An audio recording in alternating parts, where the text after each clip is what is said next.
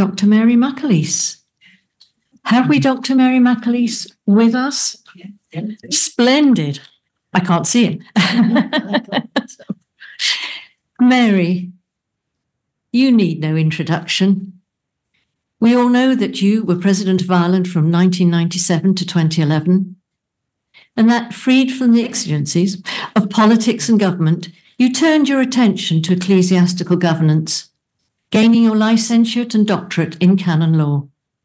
And then in 2019, Tübingen University awarded you the prestigious 2019 Alphonse Auer Ethics Prize for your study of children's rights in the Catholic Church's 1983 Code of Canon Law. And to celebrate this, Sister Joan was invited to spend an evening with Dr. Mary McAleese in conversation at Trinity College, Dublin, where Dr. McAleese had just been elected Chancellor. So anyone who happened to see or hear that evening will never have forgotten it. And we are very privileged, my friends, to hear more tonight from the second of those two eminently dynamic and powerful women. So Mary, champion of women, LGBTQI+, church members' human rights, children's rights, champion of investigation of corporal punishment, church governance and episcopal accountability, and possessor of unparalleled insights into the Synod for Synodality, you are so very welcome to Empowering Ourselves, Flourish and Thrive. Thank you. Pleasure to be here. Thank you all. It's wonderful to be listening. Wonderful to be listening to the positivity, but also the clear-sightedness. Thank you so much for the chance. In the Irish language, God be with you all this evening. The message of Joan, who's always wonderful, is so clear, so unarguable, that the people of God, empowered by the Holy Spirit, are up off their knees, and they've spoken emphatically, including through the universal church, diocesan, and continental levels of consultation of the Synod on Synodality. They want to see the Catholic Church dynamically conform to Christ, beginning with the formal recognition of the inalienable human rights of all church members to full equality. That includes gender equality and the inalienable intellectual freedoms, which are the hallmark of God's children, the gift that God gives us for being human. Freedom of conscience, freedom of belief, opinion, expression, religion, including the right to change religion. You're going to find them all in the Universal Declaration of Human Rights, but you won't find them in canon law, because church law and magisterial teachings currently contradict and restrict these rights in an attempt to disempower you and me.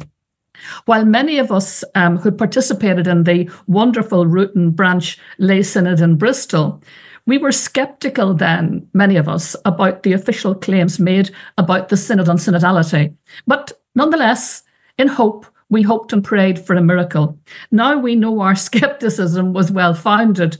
As the final curtain descends this autumn in Rome on the Synod, which has been terminally undermined by Pope Francis himself, we're able to make a few observations. Early in 2020, the Synod began to get underway. It's the Secretary General of the Synod, Cardinal Grech, said, Pope Francis has inaugurated a new style of synods marked by real freedom of speech, which promises an ecclesial springtime. In reality, there was no freedom of speech. There has been no ecclesial springtime. The so-called new style never really materialized. Pope Francis assured us at the beginning of all this that his synods would always obey that principle that was so important to the first, so dear to the Church of the first millennium, that what affects all should be discussed by all. It should, but it wasn't. The Synod on Synodality was and remains, of course, a synod of bishops. There was much hyped, minimalist female and other lay voting presence. It created the illusion of inclusion, But that illusion, along with the illusion of freedom of speech and an open agenda, were shattered by Pope Francis himself when, entirely outside of the synodal process, and indeed without prior reference to the delegates, he removed from the synod table the very issues which the global faithful regarded as urgent: issues of involvement of women in ecclesial decision-making and the ban on ordination of women to diaconate and priesthood. In July 2023, Pope Francis acknowledged that the theological foundation on which that ban rests lacks, as he said, a clear and authoritative doctrine, which has not yet been fully developed. However, he then insisted that while it's not a dogmatic definition, it must be adhered to by all. No one, that's me, that's you, no one can publicly contradict it, but it can be the subject of study. 10 months later, in April 2024, he emphatically ruled out ordination of women to diaconate and priesthood, not after any study and not in any recognizable church or synodal process, but in an interview with American CNN television. These strident papal interventions, both before and during the synod, have revealed that just as the Synod of Bishops itself was created overnight in 1965 by Pope Paul VI as a mere papal advisory body to deliberately thwart the desire of the College of Bishops for a standing forum that would be representative of the college and would deliver episcopal collegiality and co-governance, the Synod on Synodality was designed to reroute and to place limits on the expressed desire of the people of God for full equality of members and full collaboration in the mission of the church. So it was never designed to open up, but rather designed to reroute, to close down the path long since opened up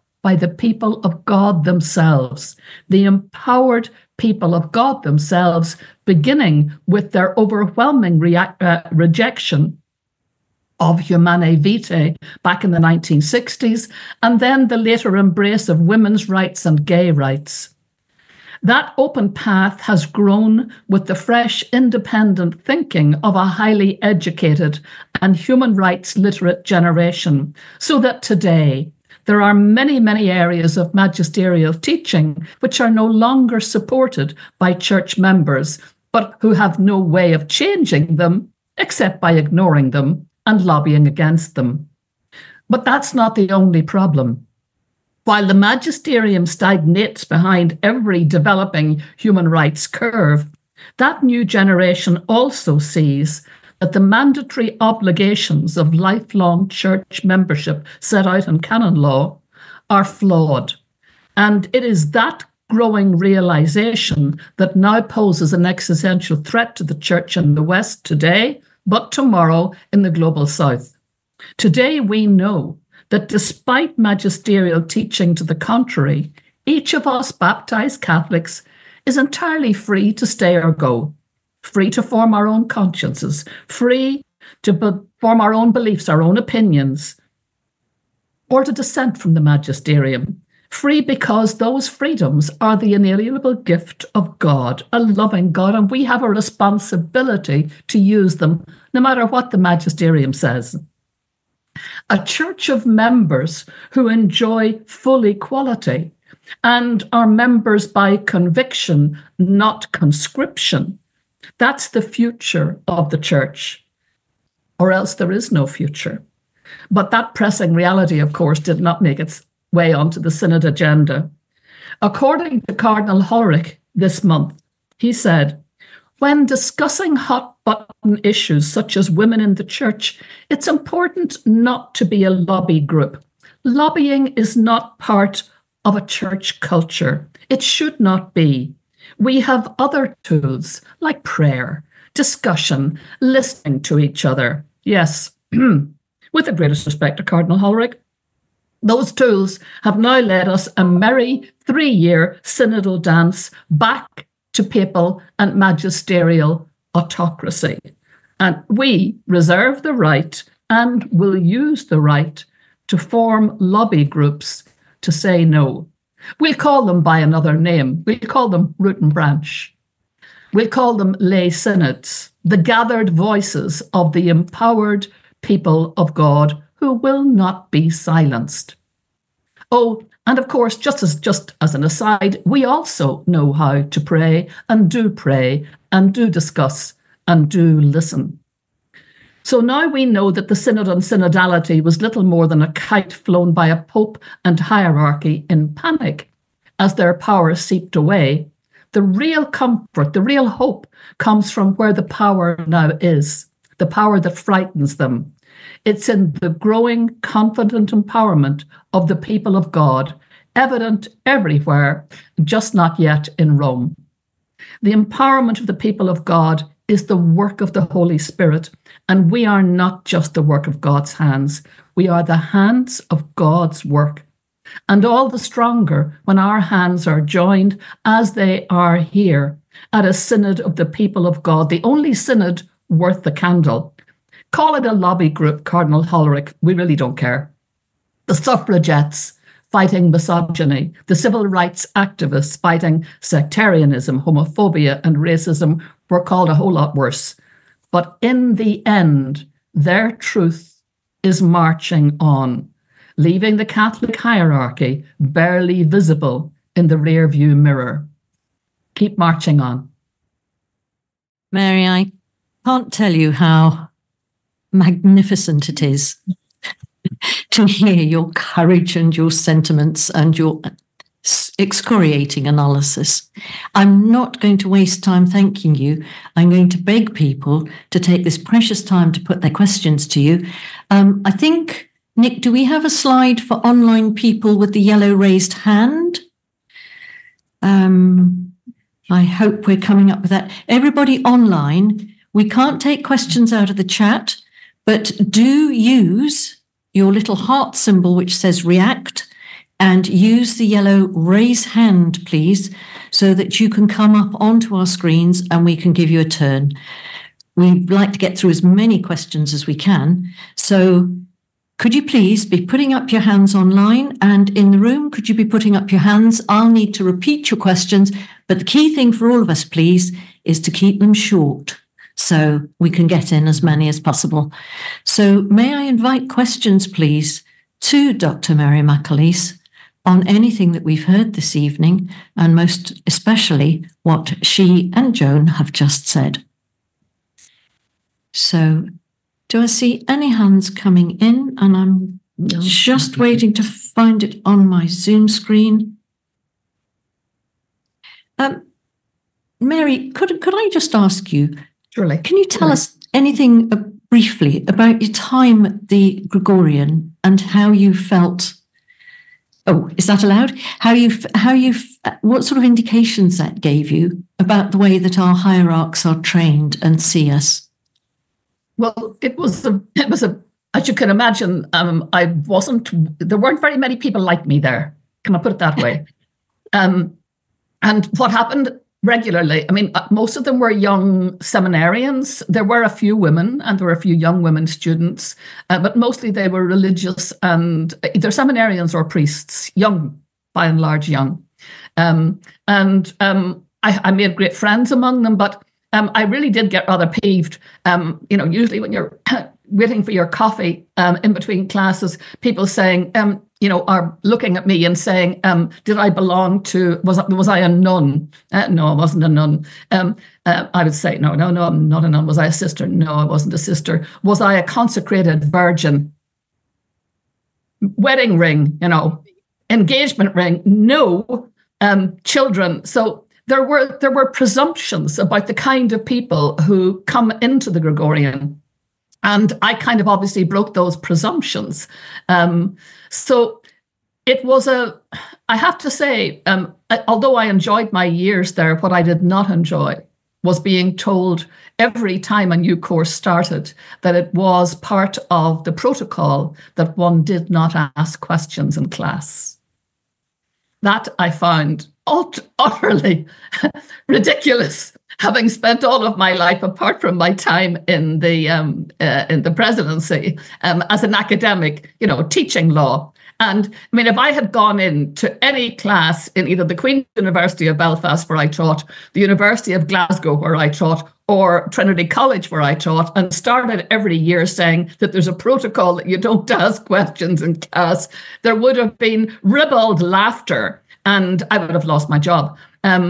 Because the whole point is to help the critical faculties, to encourage the questioning, and not always to be the person with the perfect answer, but to be willing to listen, to discern, to understand, to probe, to critique, to try and find better answers. And so, yes, that was my experience as a Dorian. I loved my 5 years there, I have to say. I loved my 5 years in Rome. I loved the friends I made there, but was I impressed by the formation that I could see all around me? No, I was depressed by it. That's the truth. Goodness. Thank you so much. As Joan said, it seemed to me to be the end of something rather than it seemed to be the end. And the beginnings weren't evident there. They were elsewhere. Thank you. That's very enlightening, isn't it? That's right. I have some hands going up in the room, but I think, Gemma, you were first. My question is, we are sitting here being inspired and being encouraged and being empowered. How do we get that out to the people in the pews? If you're not part of a reform group, how do we get that same energy into our parishes and churches and people sitting in the pews? I'll have to repeat that because sadly we haven't a mic in the room. So I will say that for people. Gemma asks, Mary, we are sitting here full of enthusiasm. Is that right, Gemma? How do we get it back to the people in our parishes? What do we do? How do we get it there? Is that right, Gemma? Yes. Mary, any thoughts? I think it's a really important question, but it's also a question that doesn't have a very happy answer. Many of our parishes, as we've heard, they are depleted, both in terms of, obviously, priests who are available for the sacraments. They're also depleted in terms of people who are turning up.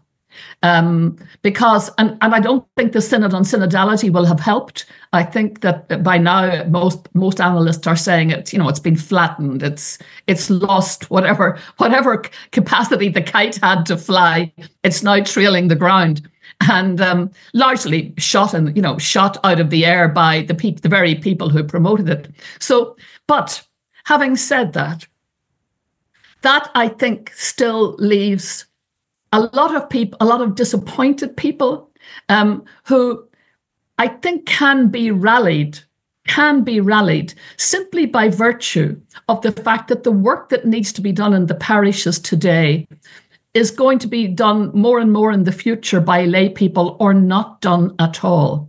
And it is empowering those people, the people who will take on those jobs, will take on that, and indeed be allowed to take on those creative roles in parish life. It's happening. It is happening. There are places where it's happening.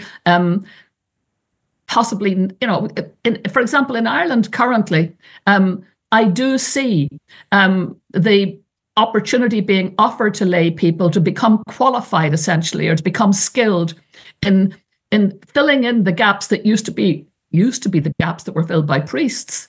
And I think it's small, but it's the green shoots of hope. I think we are looking at a long-term project. And first, the walls of Jericho have to come down. And those walls have got to come down around issues to do with gender equality, primarily. When the walls come down around gender equality, I think we will feel a new kind of energy in the church. A lot of old-fashioned nonsense will have faded away, and I think it will incline people to be much more energetic in the way that we would hope. But here's the thing: mean, most of us are looking at flattened parish life, flattened diocesan life. And yet, what came out of those synods at diocesan and continental level, where the people of God claimed the synod, and then, of course, were robbed of it when it got to Rome, that energy is still there. And so all I can say is we have to stand our ground. We have to stay in hope. And it's easy. It's easy. It would be so easy to give up. I mean, there are days when you just want to give up. Like when I read that stuff from Hollerich, about lobby groups. He's supposed to be one of the more liberal guys. And you'd get depressed. When I hear a pope telling me I must not publicly contradict something that my conscience tells me is baloney, I just say, sorry, not going to do that. I'm absolutely not going to do that. And so I hope enough people are provoked to do the opposite and equal, and not just to walk away in frustration and say, what's the point? I think I'm a stayer. And I think there are many, many people like us out there who want to stay, who love the church, and who, under canon law, have the right and the obligation precisely because we love the church, despite its messiness and its madness and the hierarchical klutziness, that we stay in order to try and nudge it in the direction of truth. Just like the suffragettes of old and the civil rights activists who were beaten off the streets. We're not being beaten off the streets, thank God. Thank you, Mary. I think that we'll take that very much to heart. I know I see some more hands in the room, but Jim Potts has come in online. Tech team, could we highlight Jim and bring him in? Oh, he's here already. Brilliant. Yeah, fire away, Jim, and keep it short if you possibly can. Fine. Yeah, I've got something written here. Thank you all, and thank you, Mary. We've been so used to being schooled in an approach to change in the church that asks us to move ahead in a way that includes everyone, that change can't be radical but must be gradual and take everyone on board. There seems to be some wisdom in that, but is there any at all, in your view, Mary? In slow but sure. Well, actually, as I look back on my 70 years in the church, there has been a lot of slow but steady change. And that slow but steady change has met resistance, has met a lot of resistance. I think, for example, back to the debate that we had in Ireland in 2015 on same-sex marriage.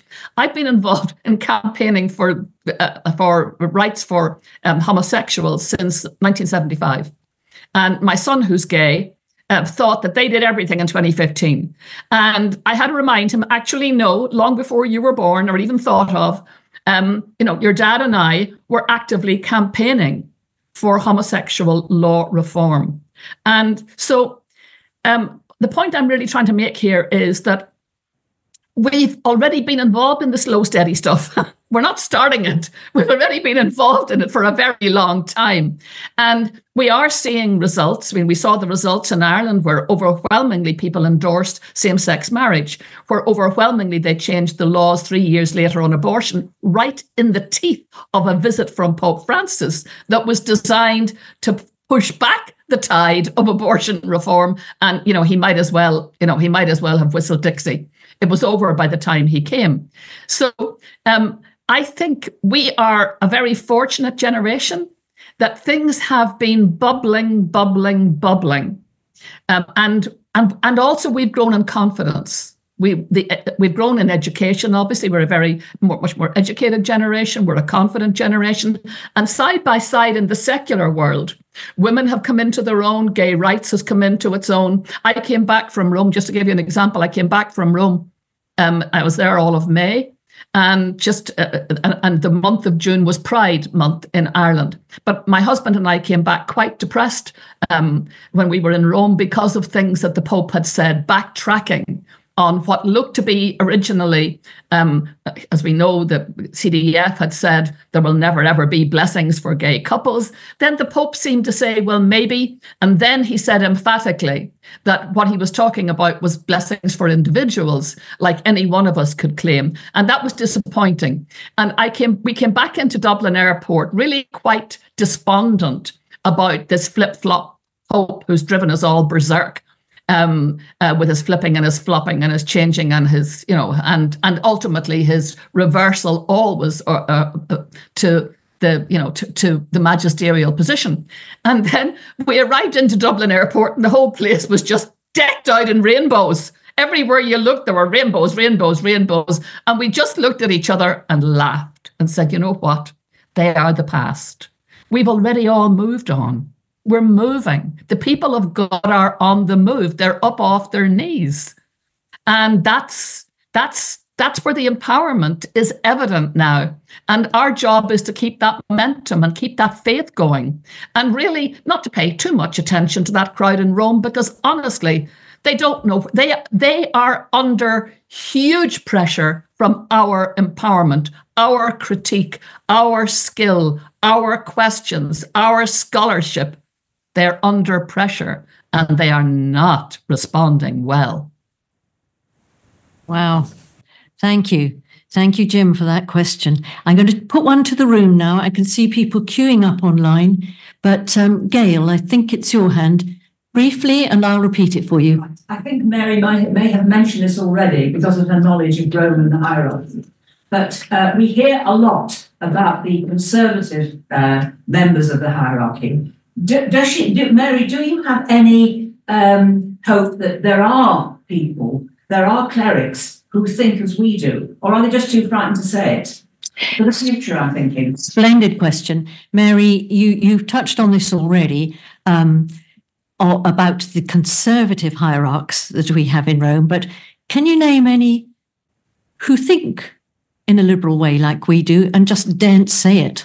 I think there are people who do think as we think, but I think their formation and the structure makes cowards of them.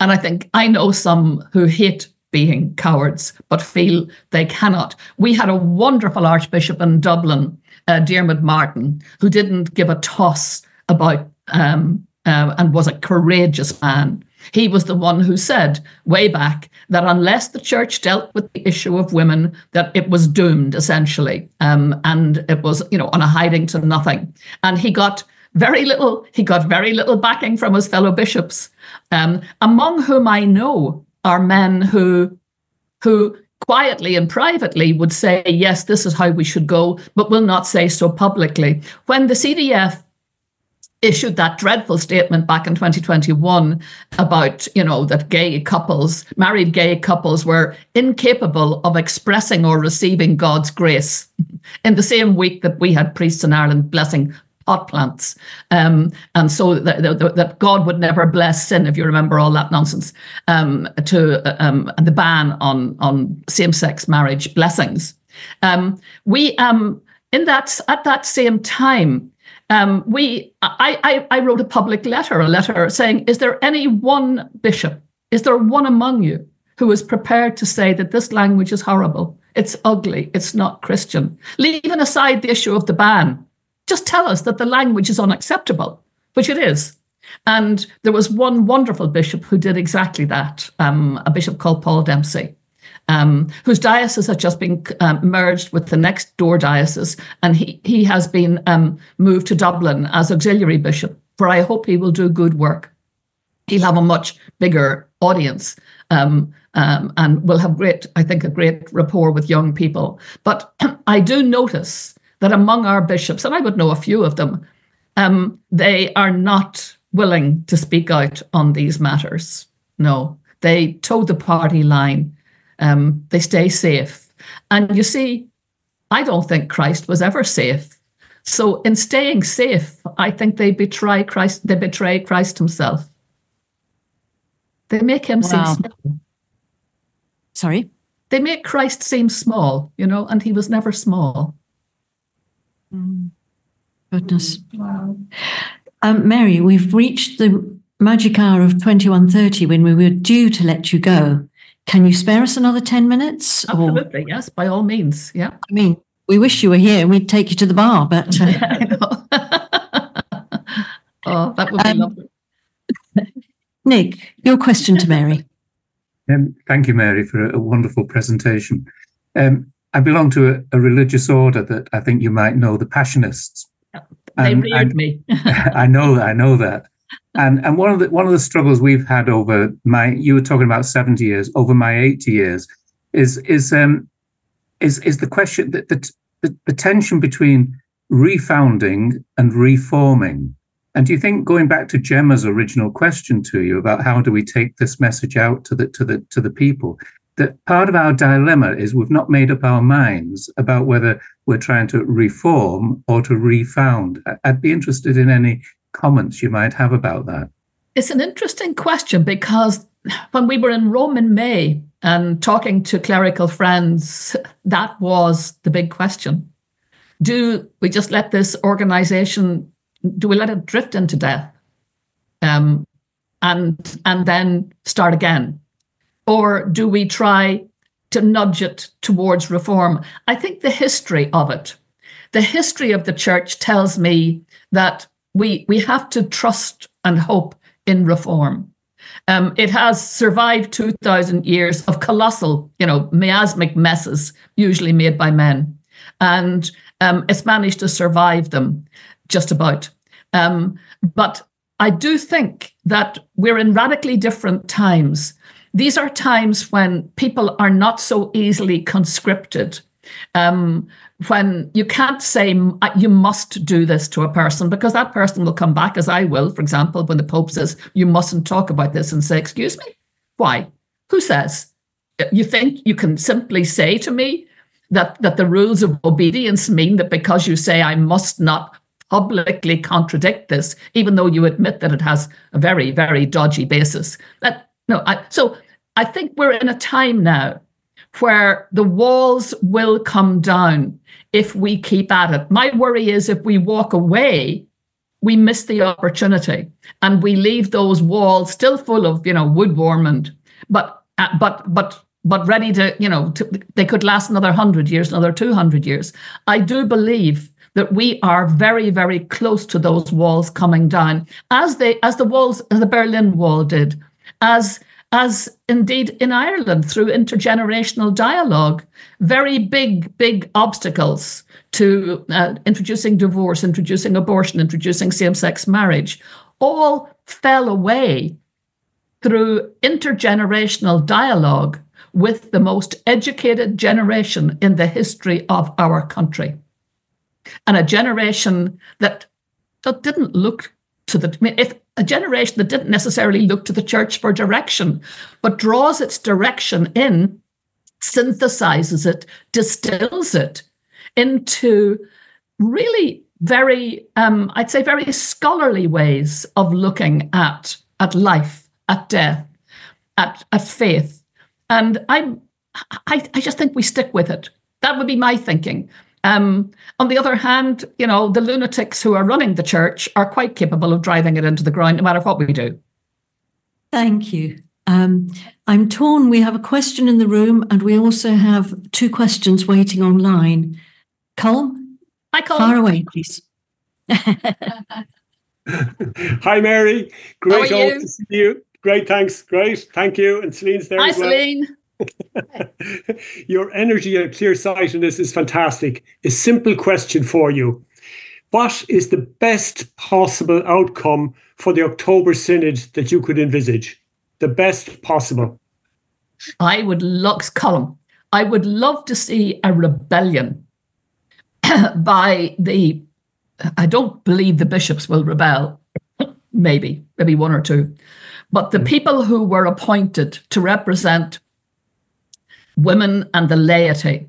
And, there was a whole hype around that, and the women, they're small in number, but they have been treated so abysmally by Francis himself, undermining them at every turn, the Synod office undermining them, and indeed undermining what was for a while the People's Synod, taking all those documents, and finessing them to the point where one of the best documents that came out of our country, Ireland, was on the LGBTI question, and there isn't even a mention, not even a hint that even was mentioned anywhere globally in the working document that's now going to and will form the agenda for the synod. So I'm hoping. I mean, there are people in that synod who I have huge respect for, and I'm hoping they are going to raise Cain. That's our only hope. That's our only hope. It's either that or just close the darn thing down, because it's already dead in the water unless they raise Cain. Thank you. That brought you a spontaneous clap. Just going to, Kevin, before I come into you on your side of the world, I'm just going to move to Mary Varley because you have a question from the desk. Yeah. Mary, at the same time that we're talking about hope, I know of people who are here in this room and in other places who are suffering terrible abuses of power against them. I can't see the way the means that we've got to actually highlight these issues. Have you got any suggestions? And are you talking about abuses of power within the church? I'm talking about abuses of power by clerics against lay people, abuses of power when survivors report abuse and are silenced and are put to one side and are vilified for that. But it's not just clerical sexual abuse, it's power abuse. As I look at what has happened since the beginnings in my own country and elsewhere on the clerical child sex abuse and the episcopal mismanagement story, and how that the champions of that came from people who, if we were waiting on the hierarchy or our church structure to tell us what happened, we'd be waiting a long time. Most of these things came into public consciousness through, believe it or not, lobby groups and self-help groups and individuals going to courts and governments taking very strong action, doing things like introducing commissions of inquiry, which the church absolutely, certainly in Ireland, believed would never happen, but then did happen. And that opened up all the can of worms. So I would say to those who are still suffering from all forms of abuse within the church, do not give up and find a way to get your voice out, because believe me, you are not alone. One of the ways in which people are rendered powerless is by being made to believe they are alone. I think of the women who have challenged the wonderful story that gathered around Rupnik.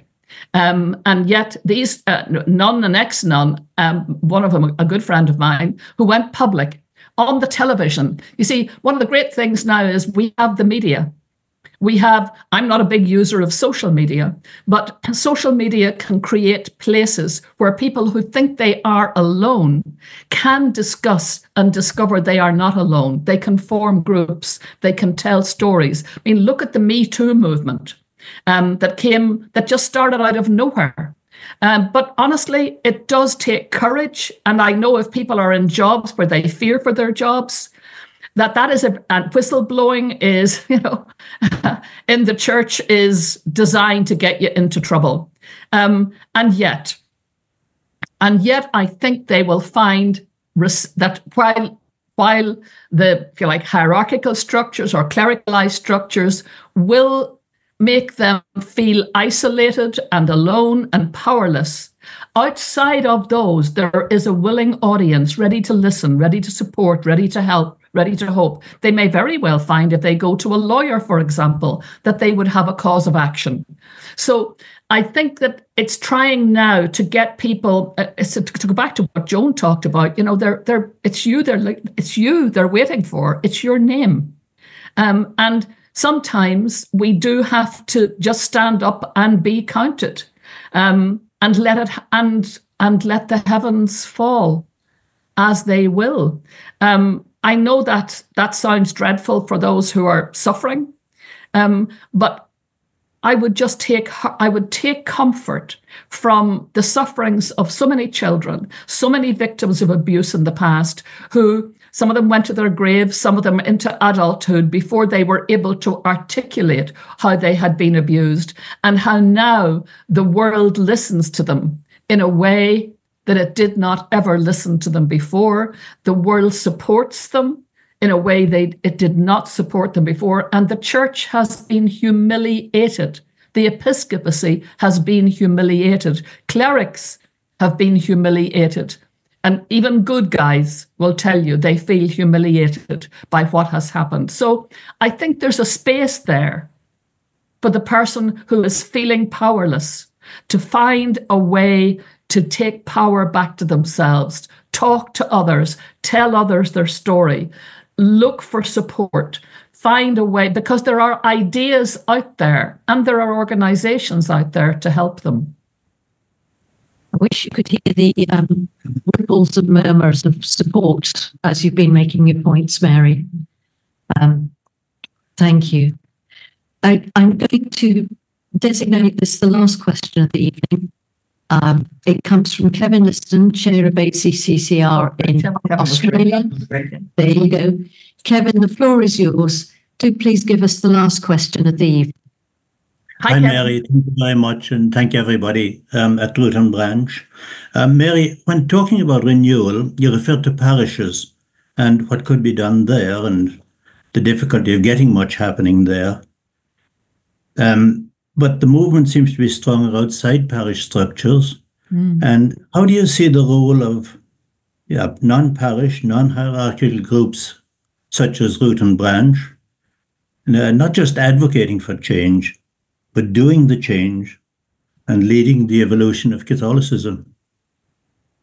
Yeah, I have mixed views on this, Kevin, because you see, parish is also community, and it's where so much of the ritual, so much of the richness of community life was enjoyed by. Certainly, I look back in my own life and think that it was in parish life that life seemed to be rich in community and care for one another. Now, I hope that's not a Pollyanna view, because we know that structurally parishes now are in a powerless state because of the huge reliance on being clergy-driven or parish priest-driven. But I do think that we miss something if we let the parish structure shrivel. Now, I think it can be changed. I don't think we need all these very big, fancy, expensive buildings that cripple us financially and are horrendously non-climate change, consistent.